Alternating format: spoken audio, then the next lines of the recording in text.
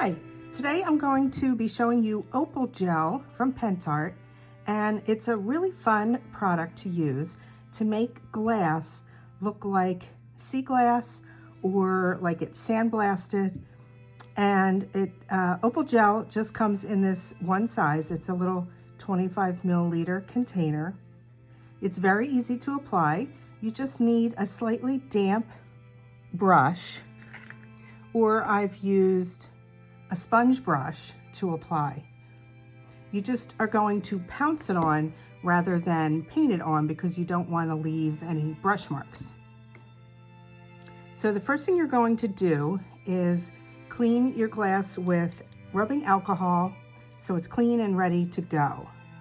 Now you can use this on clear glass, colored glass, but if you even have dark colored glass, it looks gorgeous. And then I'm going to show you a little experiment I did with painting the inside of the glass and show you how that looks. So I went ahead and got the bottle ready because I like to do the Opal Gel as the last step of the project.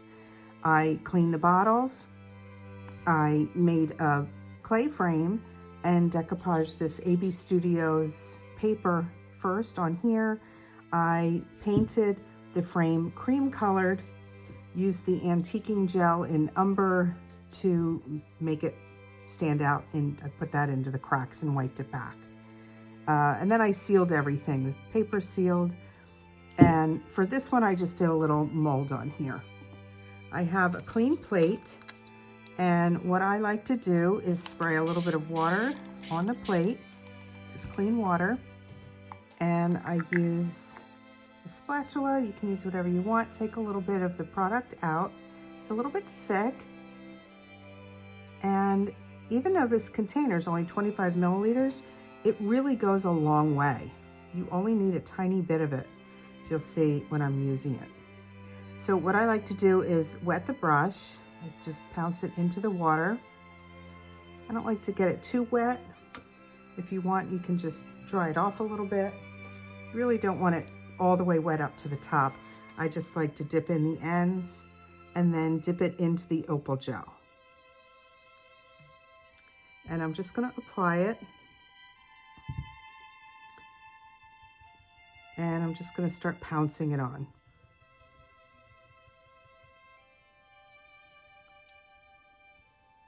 You don't have to add that much water to it.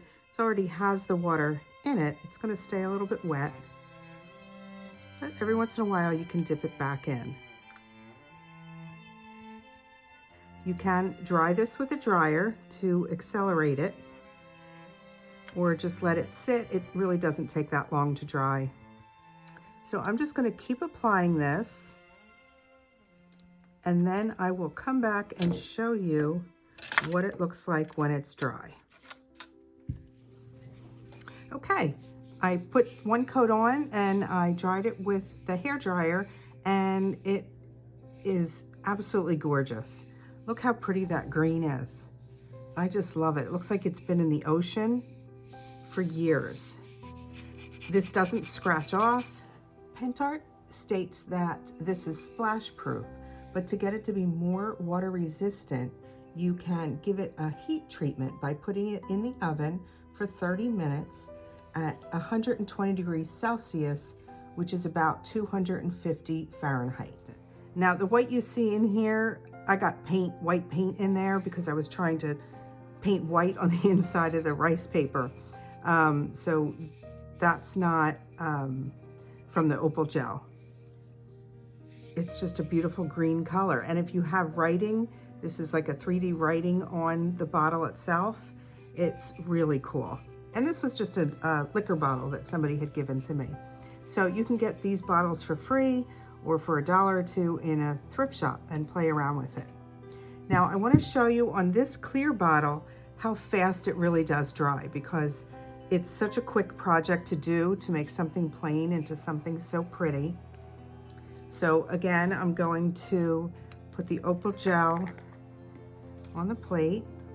And by the way, I only used a little bit more of the Opal Gel for that whole big bottle.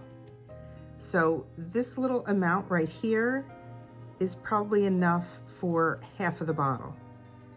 And you can get right in very close to whatever you're doing this. Like I have the mold here. You can get right in there. If you want to use a pointier brush to get in there, you can. I did do the back already, so I'm just going to do the front for you and show you how fast it dries. This would look really cute, as it looks like it's from the ocean. When you're done, you could put like an anchor, a mermaid, some beachy things. You could cover it with shells. You could use stone paste that looks like sand, or you could use a 3D powder with paint to thicken up the paint to make it look like sand. I do like to do the bottom as well. So that little tiny bit I put on the plate was enough to do half the bottle. Okay, I'm going to show you how quick, when you apply heat, that it dries.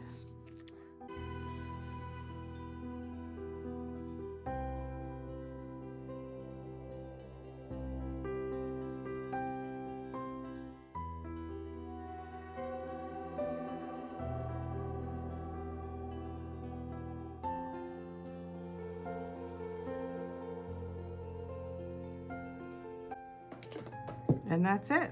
That's how fast it dried. It's completely dry, even on the bottom. And look how cute that is. So I love the green bottle so much, and I didn't have any more green glass. So what I did was, for this, I took a clear bottle and I painted on the inside. I used Nimbus, which is an acrylic paint, but I think this would work much better if you have a glass paint. And what I did was I watered the paint down a little bit and I rolled it around in there. It took me a really long time to do, so I would experiment with some glass paint and try that. But I think this came out really neat. So this is with the, so this side right here is with the opal gel, and that's without. So if I just take some more of this, I will decoupage on this bottle here. You could easily put a mold on top and do another treatment. This doesn't have to be the last thing that you do. You could do some more to this bottle. So it's dry, and I think it's a really pretty look, something a little different. Okay, I just wanted to show you the 3 final pieces, compare them with each other. So here was this glass was the naturally green one, and it's gorgeous with the frosting on there, making it look like worn sea glass that you find on the beaches. Just really, really pretty. And then we have the clear one, and I finished the small bottle. I ended up using a little frame paper from Calembour. I put a little topper in there, and that is a cute little bottle for decoration. And you can use these with, put flowers in them. If you have any questions, let me know. Thanks for watching, and have a great day.